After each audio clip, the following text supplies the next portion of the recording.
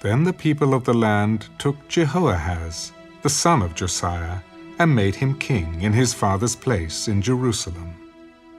Jehoahaz was 23 years old when he became king, and he reigned 3 months in Jerusalem. Now the king of Egypt deposed him at Jerusalem, and he imposed on the land a tribute of 100 talents of silver and a talent of gold. Then the king of Egypt made Jehoahaz's brother, Eliakim, king over Judah and Jerusalem, and changed his name to Jehoiakim. And Necho took Jehoahaz his brother and carried him off to Egypt. Jehoiakim was 25 years old when he became king, and he reigned 11 years in Jerusalem. And he did evil in the sight of the Lord his God. Nebuchadnezzar, king of Babylon, came up against him, and bound him in bronze fetters to carry him off to Babylon. Nebuchadnezzar also carried off some of the articles from the house of the Lord to Babylon, and put them in his temple at Babylon. Now the rest of the acts of Jehoiakim, the abominations which he did, and what was found against him, indeed, they are written in the book of the kings of Israel and Judah. Then Jehoiakim his son reigned in his place.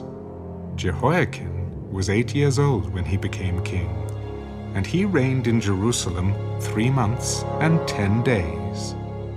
And he did evil in the sight of the Lord.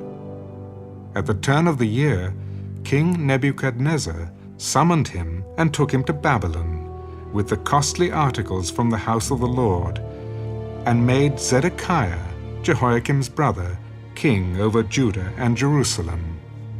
Zedekiah was 21 years old when he became king, and he reigned 11 years in Jerusalem. He did evil in the sight of the Lord his God, and did not humble himself before Jeremiah the prophet, who spoke from the mouth of the Lord. And he also rebelled against King Nebuchadnezzar, who had made him swear an oath by God. But he stiffened his neck and hardened his heart against turning to the Lord God of Israel. Moreover, all the leaders of the priests and the people transgressed more and more, according to all the abominations of the nations, and defiled the house of the Lord, which he had consecrated in Jerusalem. And the Lord God of their fathers sent warnings to them by his messengers, rising up early and sending them, because he had compassion on his people and on his dwelling place. But they mocked the messengers of God, despised his words, and scoffed at his prophets, until the wrath of the Lord arose against his people, till there was no remedy.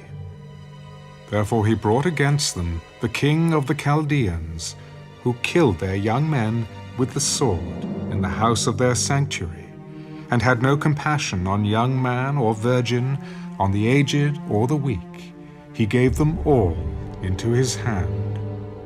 And all the articles from the house of God, great and small, the treasures of the house of the Lord, and the treasures of the king and of his leaders, all these he took to Babylon. Then they burned the house of God, broke down the wall of Jerusalem, burned all its palaces with fire, and destroyed all its precious possessions.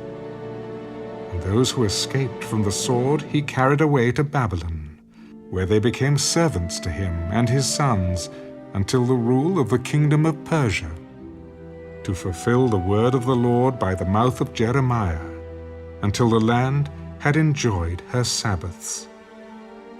As long as she lay desolate, she kept Sabbath, to fulfill 70 years. Now in the first year of Cyrus, king of Persia, that the word of the Lord by the mouth of Jeremiah might be fulfilled, the Lord stirred up the spirit of Cyrus, king of Persia, so that he made a proclamation throughout all his kingdom, and also put it in writing. Thus says Cyrus, king of Persia, all the kingdoms of the earth the Lord God of heaven has given me, and he has commanded me to build him a house at Jerusalem, which is in Judah. Who is among you of all his people? May the Lord his God be with him, and let him go up